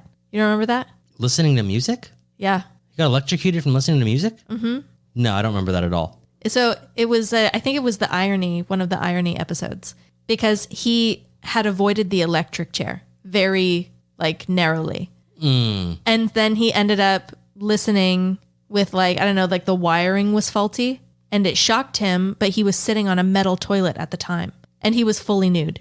Because that's how everyone takes a shit. Because that's how everyone takes a shit, listening to music completely in the nude. I mean, it's prison. So, I mean. Dude, you know what? Like, And that's how he died, technically on an electric chair. Yeah. Like, unless you are either right about to get in the shower or you just got out of the shower, right? There is no excuse for shitting naked, right? Yeah. Now, I understand that people do it, and that stresses me out. There are people that sleep in the nude. What if you get up? True. Okay. If you're a nudist, you're excused. But I mean, like, that's not a nudist, just someone who sleeps naked. Yeah, whatever. But I'm saying, like, it's so wrong to me. People that like straight up, like, when they're gonna like poop, like take their pants and underwear like all the way off, like a 3-year-old. Yeah, and like sit down and take a shit. Like, that is so high stress for me. Dean still pees that way. I mean, look, I've done it to make Dani uncomfortable because like we'll pee with like the doors open. And we have 2 bathrooms in our apartment. And if you were to be sitting on one toilet with the door open and the other door was open, you could see that person sitting on that toilet, right? Yeah. And so she'll sit to pee with the door open, and I'll go to pee in the other one. I'll pull my pants like all the way down to my ankles. So she has to stare at your ass? Yeah. That's funny. It's a lot of really embarrassing ways to die. Oh, there was that couple who they did it in the garage in their car, but they left the car running, but they closed the garage. Mm-hmm. So that's how they went. That's how they went out. Yeah. That's gross. So that means like they both died with like his penis still in her. Well, because they probably passed out. Yeah. And then suffocated, or I don't know, carbon monoxide poisoning, whatever you call it. Yeah. Well, Jessica, I think we've answered that question like 10 times. There are like 20 different ways. There are so many ways that are the worst way to die. Yeah. The worst time. Yeah, the worst not the worst like moment to die. Yeah. Yeah, not the worst way to die. There are plenty of those. This is the worst moment to die. Right. In the middle of boning and shitting.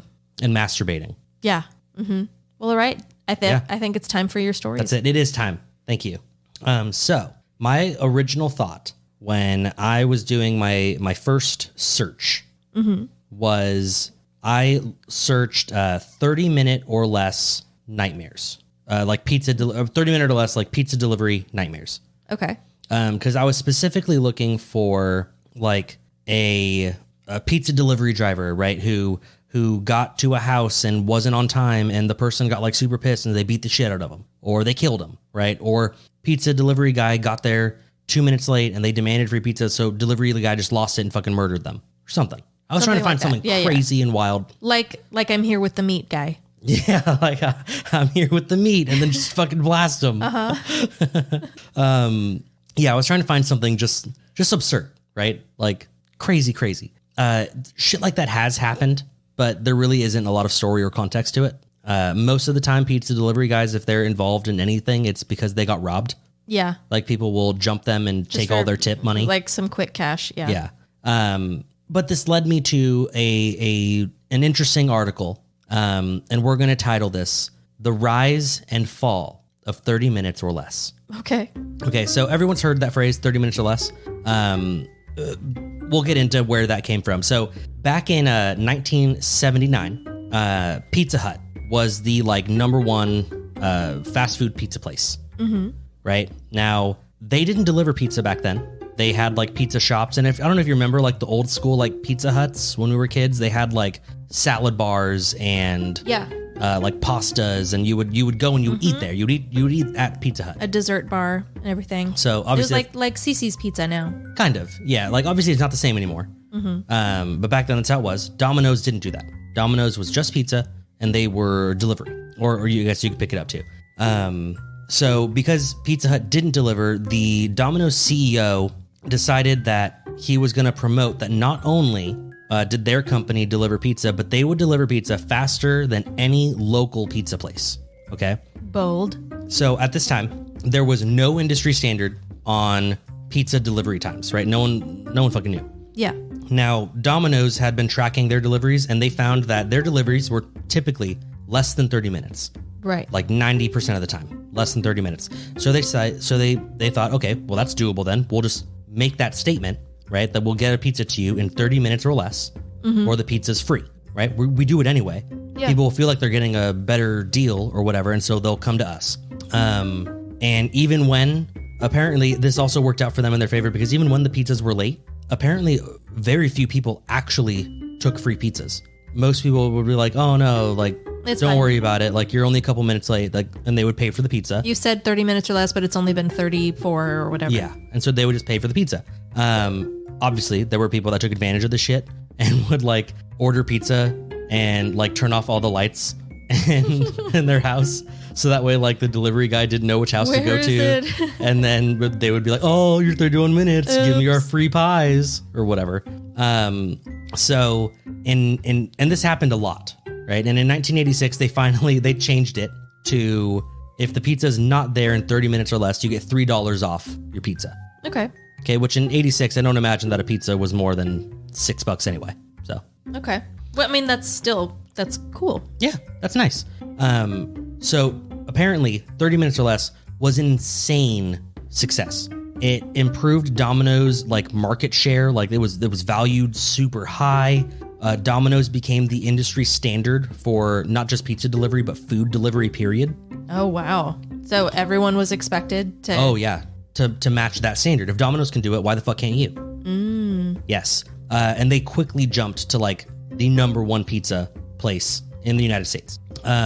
They featured a lot of their shit on like TV shows and stuff. Like the Teenage Mutant Ninja Turtles were like, oh, like it's been 31 minutes. Like we get $3 off. And they're like, hell yeah. And they start like high-fiving or whatever. So while Domino's was pulling in all this money, critics said that, like critics of the 30 minutes or less or whatever, were apparently like, oh no, this promotes dangerous driving because the pizza guys are encouraged, if not threatened, to get the pizza there. Critics, in time. AKA everyone who cannot deliver under 30 minutes or less. Yeah, the secret Pizza Hut employees are actually critics.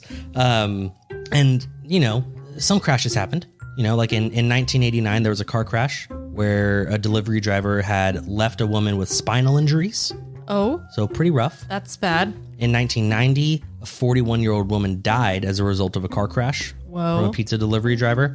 And then after those two happened, the rumor mill took off. Media rolled with it. They ran that at least 20 deaths had been caused by Domino's drivers before 1989, before this big one even happened. Like at least 20 have happened. And they just pulled that out of their ass? There's literally no evidence of any of that. Wow. And then apparently they had pulled in like an urban legend or whatever that a delivery driver had killed a child. What? Because he was trying to make it in the 30-minute delivery time. So basically Pizza Hut started greasing some palms. Pizza Hut was throwing some money towards fucking media. Yeah. And so not only was that happening like in 1989, but 3 years earlier, okay, before 30 minutes or less was getting shit on, 3 years earlier, Domino's had another like new idea for marketing, and it was called, it was a new mascot that they called the Noid. Oh my God, I remember that. you remember the Noid? I do. Well, Why'd they call it that? he was a villainous claymation man in a bunny suit who acted as like the thing, like the monster that was trying to stop the delivery from being at your door in 30 minutes or less. It was the Noid. And they had the slogan, "Avoid the Noid." Oh my God, I remember that. They even, apparently, people loved the Noid commercials so much. I thought it was fantastic. That Domino's made a video game called Avoid the Noid, where you played a pizza man who had to dodge the Noid for 30 minutes. I think I played it. Yeah, this whole thing is going on, and then everything came crashing down. Uh-oh. January 30th, 1989, a man by the name of Kenneth Lamar Noid Oh no. entered a Domino's Pizza in Atlanta with a .357 Magnum revolver. What? He held two employees hostage for 5 hours. Okay. Now, no one died. Nothing happened. But it was found he was mentally ill, and he believed that Domino's was targeting him personally when they said to avoid the Noid. And he felt very offended. That's hilarious. He took it as a personal assault. But like I said, the employees escaped. He was arrested, and he spent a few months in a mental institution before he killed himself in 95. Oh. So very sick man. Unfortunately, last name was Noid, and Domino's was telling everyone to avoid him at the time. I mean, he didn't prove them wrong. And this really didn't help because the news media Oh God. fucking had so much fun with this. They hate crazy people. Quote, this was the headline. Domino's hostages couldn't avoid the Noid this time. Oh my God. Yeah. Shameless. Terrible. So by 1990, the Noid was gone. Noid was gone. And now this is when the two high-profile crashes happened. The Noid was void. Oh, yes. Void to the Noid. That's right. So they're just getting a lot of bad press all at the same time. Well, it's like a lot of really good decisions that are like pay off in a really big way until they super don't. Till something unforeseen just destroys it. Something unforeseen and, I mean, impossible to predict takes place. Yeah. And then they have to make some changes, yeah. So still, Domino's continued their campaign of 30 minutes or less for 3 more years before they finally decided to let it die. They encouraged safe driving. There was even one franchise that apparently hired off-duty police officers to tail their drivers to make sure. Okay. I don't know if it worked or not. But like I said, none of it mattered. Domino's said no more. And they officially decided that when a lawsuit ruling against Domino's demanded that they pay just under $79 million to a woman named Jean Kinder. Okay. As a result of the 1989 crash. Oh, the spine one? Yeah, I think so. So the CEO had announced the end of the policy 4 days after that trial or hearing, whatever, was over. It's a good call. And so they ruled that, yeah, that was really the, what is it called? The straw that broke the camel's back? Yeah, that brought it all down. Although for some reason, movies still run with it. Like movies today are still like, oh no, pizza delivery drivers get there in 30 minutes or less, or it's free. Like it's still a thing. Mm-hmm. Apparently in other countries, Domino's still hold that policy. Apparently they thought maybe they would bring it back in 2007. Okay. But ultimately they said no because the media would rake them Better not. So they thought, probably not. And so instead, they came up with their next genius idea that would, again, have them dominating the fast food pizza market. And that was, Jessica, the famous pizza tracker. You ever order a pizza from Domino's on your phone or your computer and you see that tracker? Right? It says like when they receive the order, when they're making the order, when it's in the oven, when they're checking it and boxing it, and when it's out for delivery, and then when it's delivered. Yeah. You get all of those. I remember that. Did you know, Jessica, that it's all total bullshit? Yeah. I didn't know. Anyway, that's the next part of my story. So, act surprised. It was an animation. Like it played at the same rate of speed every time. No. Yeah, I thought it did. So everyone was led to believe that when they received the order, they would get it. It would blink that they received the order. When they are going to make your pizza, right? When they like print your ticket or something, then it moves to they're making it. Then they'll stick it in the oven. Mind you, maybe not right away. Like they'll put your pizza, they finish making 2 more pizzas, put them in the oven. Then they go back to the computer, click a button that they checked all these that they put all these pizzas in the oven. Yeah. And then it would update your account to notify you that it's in the oven, and so on and so on. Yeah. Okay. So I did think that's what happened for a long time. Yeah. Well, so did someone else. Oh no. Yes. And this would be a man named Brian Van Hooker. Oh wow. Yes. So Brian, he's a journalist for Mel Magazine. Okay. Never heard of it, but from what I've read, they are serious journalism. Okay. Oh. So he had stumbled upon an article in The Atlantic about how TurboTax also uses these like progress bars. And he said that he read that, the progress bars for whatever reason drove up TurboTax's sales, even though nothing changed. And he was like, oh, hey, well, Domino's has one just like that. That's interesting. And he was like, I wonder if the pizza tracker is total bullshit. Is real. So he got the inside He was curious and he decided that he would stake out his local Domino's. Okay. The plan was follows. He's going to place an order for delivery while hanging out in the restaurant. Then he would compare each progress mark on the tracker with what's actually happening with his pizza. Then he's going to follow the delivery guy in his car until he arrives at his house where his wife will be ready to receive the food. Okay. Now, he said that he's like, for the record, this is to study the pizza tracker, not to stalk my delivery man. 6:53 p.m. He arrives at his local Domino's. So he had to be there so that he can watch his order being made and ensure that the tracker was working. So he goes up to the counter. He orders some boneless chicken wings. Okay. Now he sits down at a table to eat his wings in the restaurant. Okay. Which they have some tables or whatever because, you wait and whatnot. But he sits down to eat. And he doesn't want them to be suspicious of him. What year was this again? Did you not say? I didn't say, but this is like really current. Don't worry about it. Yeah, it doesn't say. I'm sure I could find it if I really wanted to. Yeah. Anyway, he doesn't want them to be suspicious of him. 6:55 p.m. Order placed.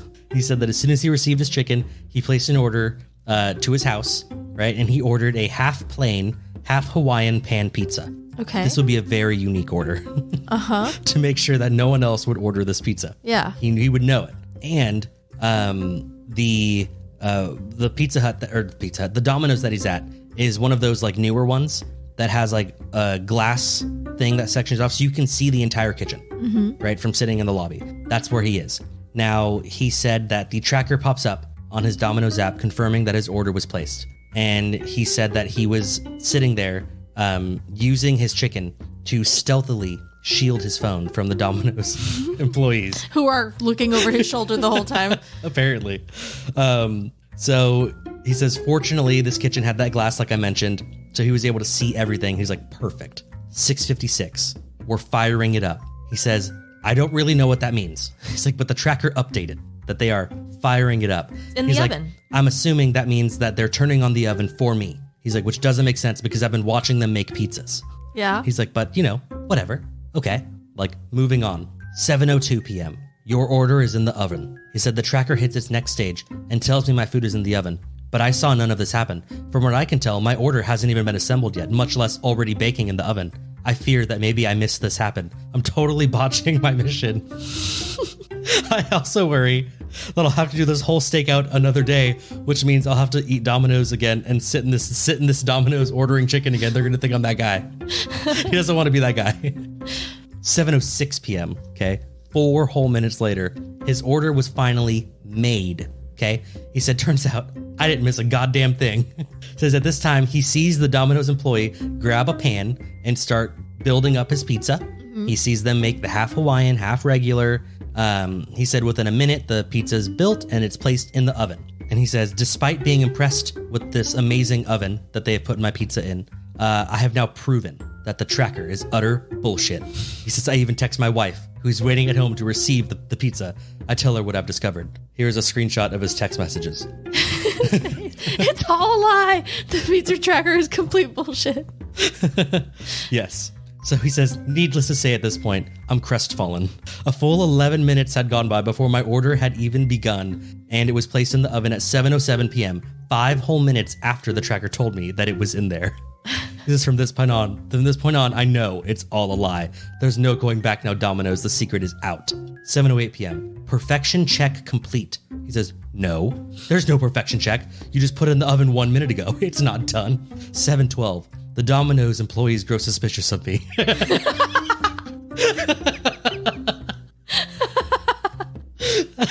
He says, look, I'm not a private eye or anything. I really don't know what I'm doing. I just imagine his hand and face pressed up against the glass. So he says, I think the Domino's guys are becoming wary of me, especially considering I finished my chicken 10 minutes ago and I'm taking copious notes in a notebook as I'm sitting at the counter. He's like, maybe they think I'm a plant from corporate. I'm not sure, but they're definitely giving me the eyeball. 7:14 p.m. We're on the way. Lies. My pizza is still in the oven. In fact, I can just begin to see it peeking through the other side of the conveyor belt. Once it's through, one of the employees grabs it off the belt, quickly removes it from the pan, slices it, and puts it in the distinct black pizza box that they have for pan pizzas. Okay, he says, once again, he applauds the brilliance of his pizza choice because he can clearly see that that's his pizza. Though he says that his high is short-lived because he realizes there was not in any way, shape, or form a perfection check. So over the next few minutes, he tries to determine who Salim is, okay? That's who the tracker says is going to be delivering his pizza. He says, and that's the man that I'm going to follow.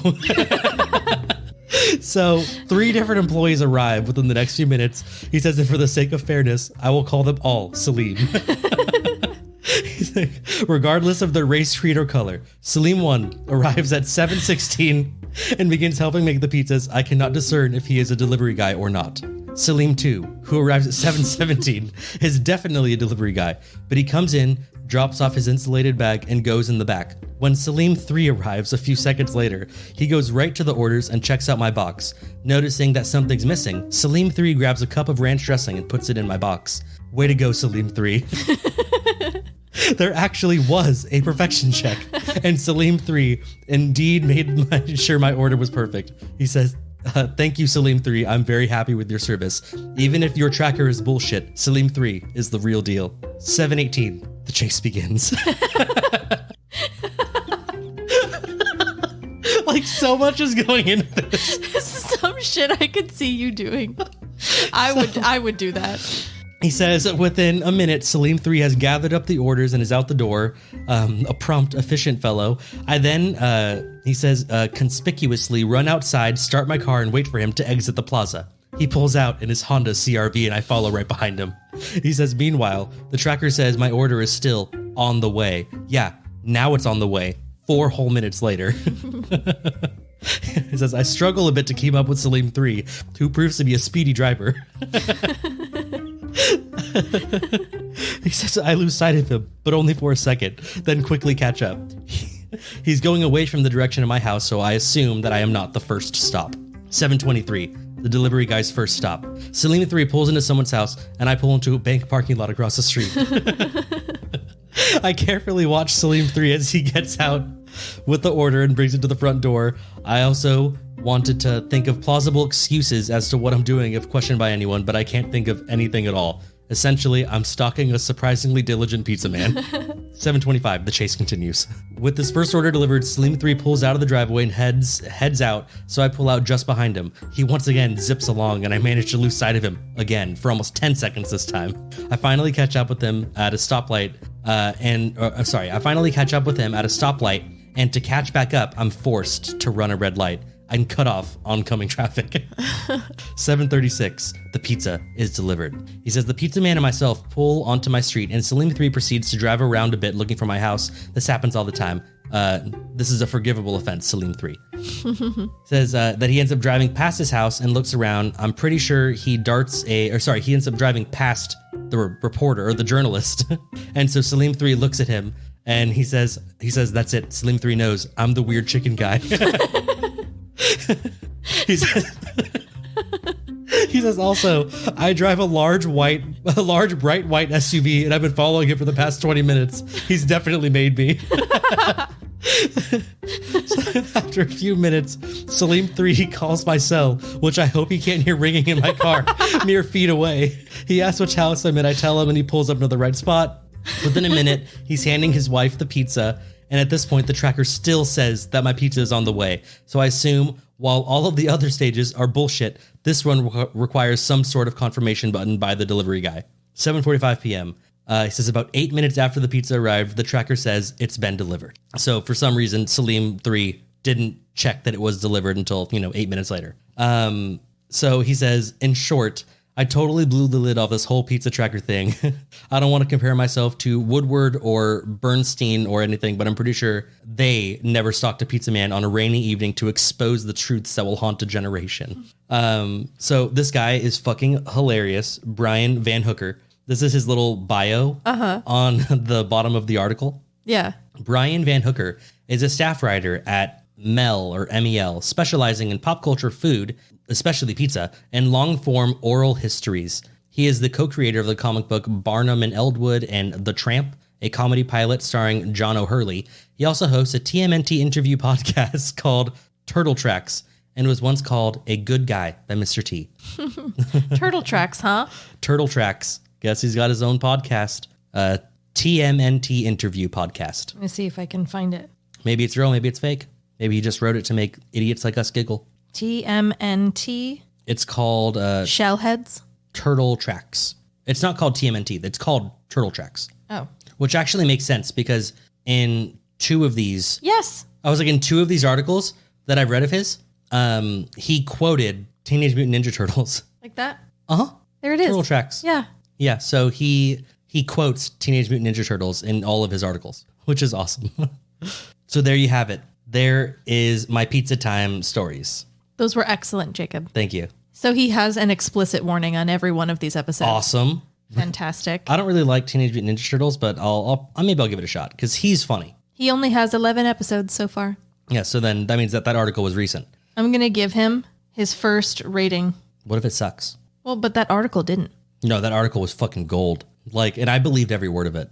Yeah, so the pizza trackers at Domino's, Pizza Hut, Little Caesars, they're all bullshit. The only two that matter, the only two that are legitimate, is the one that blinks when they've received your order and the one that blinks when it's done, completely done. So either delivered, if you're having it delivered, or sitting in one of those little hot boxes.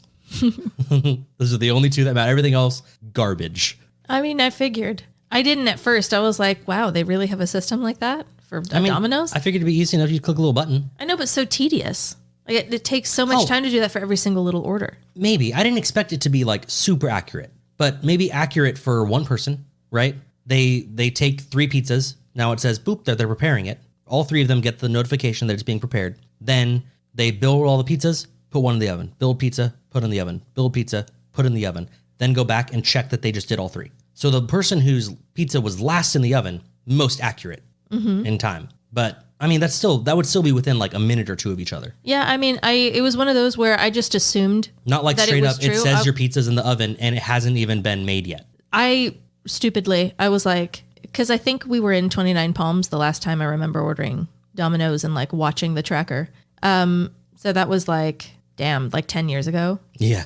But I remember looking at the tracker and thinking damn, they're really efficient. Domino's must be fucking killing it. They're raking it in. Got this crazy system. Nope. That's really cool. It's all bullshit. They got a little animation showing the little toppings getting thrown on a little cartoon pizza and stuff. And yep. stuff all like that. Bullshit. And it was Terry who was like, oh, they're not really doing that. He really rained on my parade. What an asshole. I know.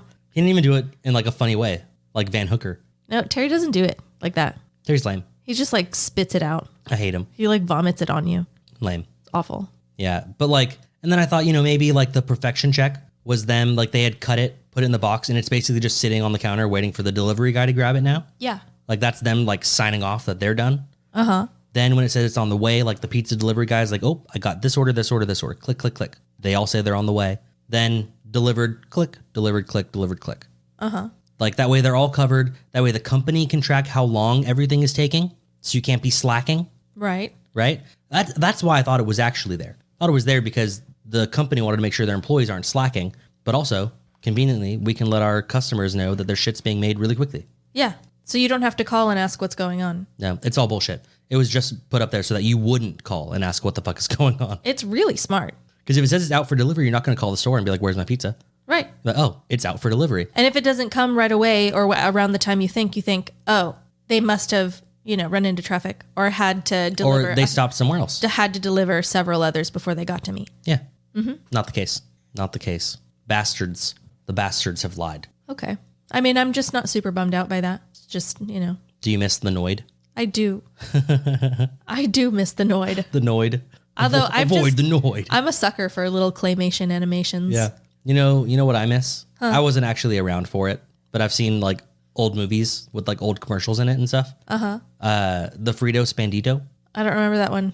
It was the, Fritos, the chips, the corn chips. No, I know what Fritos are. I don't remember there being a Bandito. The Frito Bandito was the mascot that they had for a while. Uh-huh. It was a Mexican. Mm-hmm. And it was the, I am the Frito Bandito. And he would threaten to steal your corn chips. Uh-huh. Uh-huh.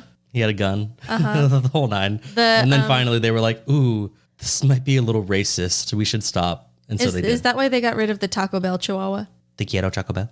Yo quiero. Yo quiero. Yo quiero Taco Bell. Probably not. They rebranded Taco Bell. Remember when the insides used to be like just peak 90s? Yeah.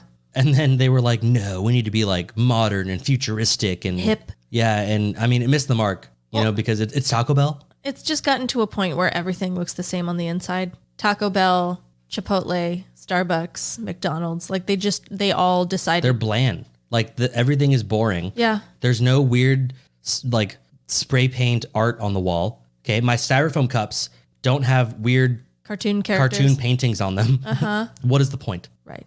Well, Jessica, go ahead and spin the wheel. I will. One last time.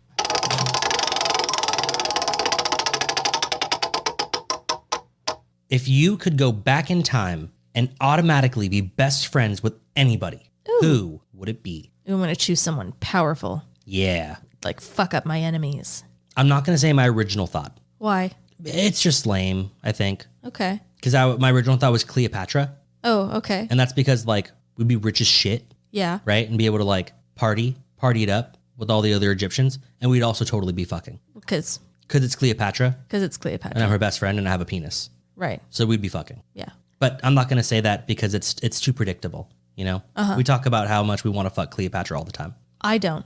I think you do. I'm good. You mentioned it once or twice. I'm at not. least. I don't think so. Yeah. I'm not interested in the Egyptian strange. I'm good. I think it'd be kind of neat though to be super best friends with King Arthur of the Round Table. Uh-huh. Mm-hmm. Because then he'll be even more best friends with you than Lancelot. Yeah, well, because I'm not going to fuck his girlfriend or his wife or whatever she was at the time. Oh, you probably wouldn't. Mm-hmm. You probably wouldn't fuck his wife. No, I wouldn't. Right. More than likely you wouldn't. No, I definitely, I would not. But I'd swoop in possibly. Like if I was single in this hypothetical scenario, it'd be like, yeah, I'd be his like shoulder to cry on. Like Guinevere's a bitch. She sucks. She sucks. She's never appreciated you. But she doesn't suck like me. Wow. Whoa. Just grapefruit him. He's never heard of it before. You'd be probably like be in the stories at that point. They'd call you a witch. You'd be sucking all those nights. I did crazy things. I wouldn't suck all the nights. just sucking all the nights away. You were underneath the round table making your rounds. That's why they called it the round table. Under it, on it, all around it. You're the reason why grapefruits are so mainstream now. You know, I wanted to say another part of me was like, oh, what if I was best friends with Attila the Hun? Oh. Like, he would probably, even as my best friend, rape me. He'd probably still rape you. He'd be like, hey, like, I love you and all. Like, you're so great. You know, but like, why aren't you pregnant with my baby? It's just my thing. It's my thing. You should have my baby in you. You should have it in you. Just every woman should, though. No, here, come on. Come on.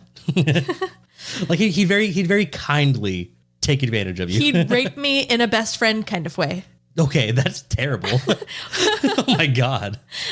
Like, hey, remember that time? He'd gaslight the shit out of you. You were stuck at that party and like you were too drunk to get home and I came and I got you, you know? You're pregnant with a baby now. Congratulations. Yeah. You're gonna have a little hun. Yeah, probably. Do you have a real answer? Or are you just gonna choose people and just suck their dicks? Like, that's not what I'm saying. Okay, first of all, like, I wasn't going to do anything with King Arthur. Okay, I said swoop in and like be his shoulder to cry on. And then you ruined that. We've been watching way too much Star Wars lately. Star Wars, you know, I'm all about it. And then Attila the Hun, I mean, that's all forced on me. That's happening whether I want it to or not. Yeah. So, you know, not doing that. Okay. Cut off. Yeah. Maybe, I'm trying to think of someone. I want someone tough so that I can like, as I'm back in time, I can explore to my heart's content and they'll be my protection. Okay. Now I'm thinking Old West. Oh, okay. But I can't think of anyone who like wouldn't also be super fucking evil, but just would be super tough. Wild Bill Hitchcock. Hitchcock? I don't know. Wild Bill. Some cock. He had some sort of cock. It was hitching it or it was up on a hill. I don't know. Yeah, he was apparently like the best gunslinger in the West and was like super nice guy, apparently. Oh, okay. Yeah, cool. Cool, we'll do that. To be best friends with him? Yeah. Would you be there with him when the dude that he beat at poker shoots him in the back of the head? I would prevent it. Yeah. You'd prevent it? Yeah, he's my bestie. How would you prevent He's it? my best friend. You can't change the past. You can just be his best friend. No, fuck that. What are you going to do? Make me not do it? I'm going to read a history book before I go. And before I get there, I know automatically he's going to be my best friend. And then I'll just like, I don't know, like take the person's gun or like push him out of the way last second or something. Okay. I'll save his life. Or would you shoot him? Not Wild Bill. The other guy. The other guy. The killer. Yeah. I'll do that. Okay. Something cool, whatever it is. I'll be ready. I can plan for it ahead of time. So I do have my answer. Okay. Same time window, actually, as Cleopatra, but All not. right. Is it Julius Caesar? It's Julius Caesar. Now, we'd be best buds, okay? Obviously. We'd go through tough times together, sure, but that would just bring us closer, okay? Like how close? Not that close. Oh. Although I did hear that I read that he actually fucked boys and shit. Oh, yeah.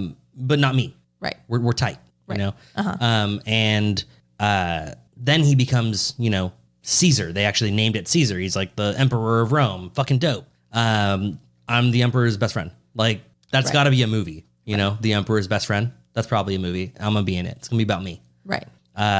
Then... So you're thinking you're going to go back in time and you'll make such an impression you'll be in like history books and stuff. Oh, I will be in history books. Okay. Because I'm going to stab Julius Caesar first. You're going to be the first one who stabs him? Yep. Oh, the no. textbooks are going to change to Jacob. Yep. Instead of Brutus? Yep. It's me. I'm the new Brutus. No one even know who Brutus is anymore. Fuck him. It's Jacob. Jacobus. Yep. Wow. It won't be brutal anymore. It'll be Jacobal now. Jacobal? Jacobal. Yep. Oh God, that movie was Jacobal. Yep. That's right. You're going to get a word and everything? I'm getting a fucking word. I'm getting a fucking word. Cool. Yeah. Yeah, see, I just want to like party and like explore in the West and stuff. I would party my entire life with Julius Caesar. But yeah, that's also going to involve then I got to kill him, but... I mean, it's going to involve a lot of terrible things though. But I'm the best friend. I don't have to actually partake. I just have to sit by and be drunk and have fun, you know? They'll think it's really weird though. I'll probably just fuck his wife for him. That was the thing they did back then. Like, I don't really want to. Can you can you fuck my wife? Yeah, got you, dog. Don't worry about it. No problem. Yeah. You sure she's hot? Because he ditched her for Cleopatra real fast. Cleopatra was also like 14 when he ditched his wife for her, so... his wife is probably... His wife was probably like regular aged and probably like, you know, had regular loose vagina. Cleopatra was tight as fuck. The only person she'd fucked was her brother. Yeah. Ptolemy. Wait, are you sure they did? What? Because wasn't there an issue between like her other sister also wanted her brother? Like she had a younger sister. Yes. No. Julius Caesar. Because remember that was the drunk history where Yes. Aubrey Plaza Yes. was Cleopatra. No. Cleopatra and Julius Caesar fucked. Then Julius Caesar like got the fuck out of there and left. And Ptolemy came around and was like, no, Ptolemy was dead at this point. oh, okay, gotcha. And he sent Mark Antony to Egypt. He married Cleopatra. Mark Antony did. Mark Antony. Yeah. That was his best friend, honestly. Julius Caesar's best friend was Mark Antony. So it would now be you. No. Because I would be like, he'd be like, I need to send us Jacobus to Egyptus. I'm assuming that's how they spoke. That's Latin. That's Latin. Yeah. Right there? Okay. Yeah. And I'd be like, no, dog. Like, you don't want to do that, you know? Like, I'm cool right here, dude. You know? Send that guy. He'd be like, ew, Mark Antony? No, he's totally fucking lame. I'm like, I know, we can get rid of him, dude. Send him. That's a good idea. Sends him. Done. Game over. I still get to stab Julius Caesar. It's true. That's true. So win-win for everybody, except for my homie Julius. But you know, what are you going to do? He had a lot of wins, honestly, before his loss. He had a lot of losses too. A lot of them? Mm-hmm. I guess I've only heard about the one. No, rough. Like the last loss. Like homie almost died like multiple times. But like not like in combat. Like I'm sure he did in combat a lot of the time, but like almost died like politically. Like political assassination type shit. Yeah. They'll get you. Those dirty Romans. Okay. Well, if you liked what you heard, please like, rate, subscribe, and share this podcast. Share it with absolutely anyone who likes soy sauce or eats sushi or herbs in bread. Herbs and bread, or maybe they eat crackers. Maybe they have a watch. Any one of those people. There are people out there who don't know how to tell time on regular clocks with arms. Yeah, they have to check their phones now. Yeah, they have to look at their digital watches or their phones or whatever. And then like they'll look at a clock, then it says it's like, 23:41, and they're like, what the fuck? What does that even mean? And you have to explain to them how military time works. And you just don't want to do that. Instead, share our podcast with them. Yeah, just do that. Yeah, it's so much easier. So much easier. Yeah. Please feel free to visit our website, 3shotsin.com. Yes, on that we have our internet tip jar. It's a digital one, a figurative one. Yeah, it's not like a real one. You can't give us like your couch change or anything. I wouldn't want that anyway. It's probably gross. Anyway, so it's a link to our PayPal account. Single time donation, no strings, no commitments, no labels. It's totally casual. But if you want a little more bang for your buck, join us on Patreon because we've got a ton to offer you. Dude, we got so much stuff there. We recently started putting up additional content every single episode so far since we started that. It's been nice. Yeah. So, I mean, like we're really making it worth your time. And I've heard it's a tax write-off. You heard that? Mm-hmm. Where did you hear that? Oh, I just made it up. Oh. I figured if you wrote off a year's worth of $5 payments, so it'd be what, $60? Yeah. I feel like if you wrote that off in your taxes, they wouldn't question it. They just wouldn't really care about that? Yeah, they wouldn't really care. Okay. If they do, though, I plead the fifth. So. Doesn't that mean you want just a speedy trial instead of a slow one? No, that means I am not going to say anything to incriminate myself. Okay. Yeah. So. Didn't you just do that though? No, because I'm pleading the fifth. Okay. But you said it already. I plead the fifth. 1, 2, 3, 4, fifth. Yeah. Also, we go live Fridays at 5:00 on our Instagram. Most Fridays at 5. That is true. On our Instagram at 3 Shots In Podcast. That is 5:00 Central Time, 5 p.m. And we'd love to see you there. It's a great time. Yes, we enjoy taking shots and getting questions and talking with you guys on the live chat there. It's a lot of fun. Oh, yeah. Also a lot of fun. 3 Shot Cinema. An absolute blast. That is a super secret, extra exclusive Patreon podcast available only to our patrons. And we have a great time on there. Tonight, the day that we're recording this anyway, we're posting our latest 3 Shot Cinema, a re-recording. I think it went very swimmingly. Oh my God. It went very, very well. Yeah. Like I was very happy with it. I thought it was going to be dog shit because we recorded fucking a dynamite one. I know. Dynamite recording. And Jessica was like, no, then there was some kind stupid. of strange disaster inside of the 3 Shots In studio, some strange mishap that no one could have predicted. And that recording was deleted, unfortunately. So many people could have predicted that. It was so easy to not have accidentally I just deleted don't think so. I don't think it was. It could have been saved. I don't think it was predictable. Anyway, so regardless, irrelevant as to how it was deleted. Suddenly, it was gone. Now, it doesn't matter because the new one's awesome and it's going to be up very, very soon. Yes, tonight. Tonight. It is getting posted. So by the time you hear this, it's up. It is up. And if you want to hear about us talk about the movie Men, you're going to have to go subscribe on Patreon. So get to it. Unless you're already a member or a subscriber on Patreon, in which case you are a king or queen and we love you. Yes. Yes, we do. We love our patrons. And it's a doozy, you guys. So you should definitely listen to that one. It is a wild movie that we talk about. Well, I mean, that's it. Only thing left to do is talk about next week. Next week, the episode topic is fresh. Yes. You know, like Hello Fresh. Yep. Or like fresh meat or fresh fish. Mm-hmm. Fresh fruits. Fresh fruit. Fresh vegetables. Minty freshness. Fresh kills. Whoa. Mm-hmm. Fresh tracks. Fresh, you know? Oh, like so fresh and so clean? So fresh and so clean, like you're just fresh in your style and your clothing choices. Like the Fresh Prince. Fresh Prince of Bel-Air, yeah, that too. Yeah. So many things we could do with Fresh. I wonder what we'll do.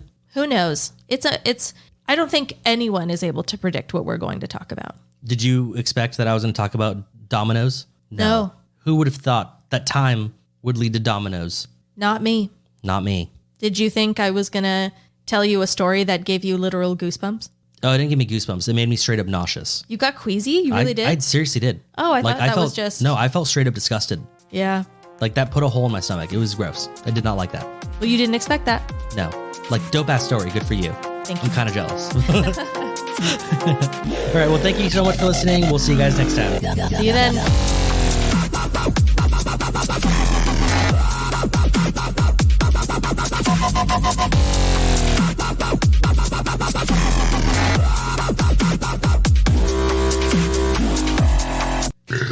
I really tried to make that quiet. You failed.